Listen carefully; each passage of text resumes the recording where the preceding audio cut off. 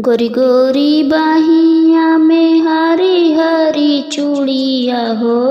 गोरी गोरी बाहिया में हरी हरी चूड़िया हो। अरे अगल बगल सोहेला कंगनवा, हाँ सीताराम से बनी। अरे अगल बगल सोहेला कंगनवा, हाँ सीता राम से बनी। ऊ है कंगना पहिनेली दूल्हे के बाहिनी हो। ऊ है कंगना पहिनेली दूल्हे के बाहिनी। अरे घूमे मांगेली जोरनवा, हाँ सीताराम से बनी। अरे घूमे घूमे मांगेली जोरनवा, हाँ सीता राम से बनी।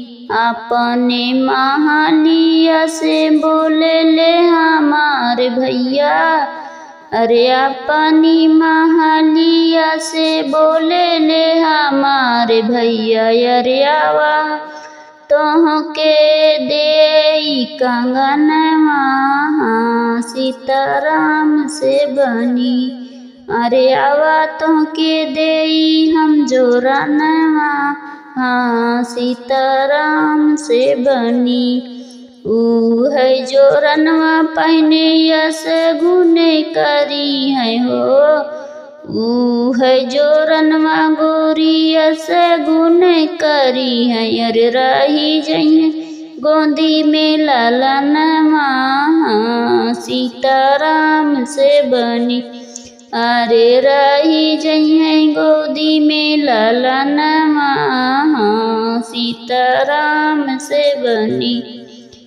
गोरी गोरी बाहिया में हरी हरी चूड़िया हो। गोरी गोरी बाहिया में हरी हरी चूड़िया। अरे अगल बगल सोहेला कंगनवा, हाँ सीताराम से बनी। अरे अगल बगल सोहेला कंगन, हाँ सीताराम से बनी।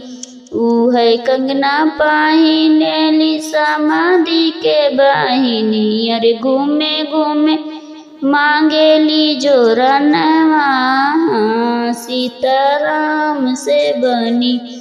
अरे घूमे घूमे मांगेली जोरनवा, हाँ सीताराम से बनी। अपने महालिया से बोले ले हमारे भैया। अरे अपनी महालिया से बोले ले हमारे भैया। अरे तो के आवा दे हम जोरनवा, हाँ सीताराम से बनी। अरे आवा तो के दे हम जोरनवा, हाँ सीताराम से बनी। ऊ है जोरनवा गोरिया सगुन करी है। अरे रही जइए गोदी में लालनवा, हाँ सीताराम से बनी। गोरी गोरी बाहिया में हरी हरी चूड़िया।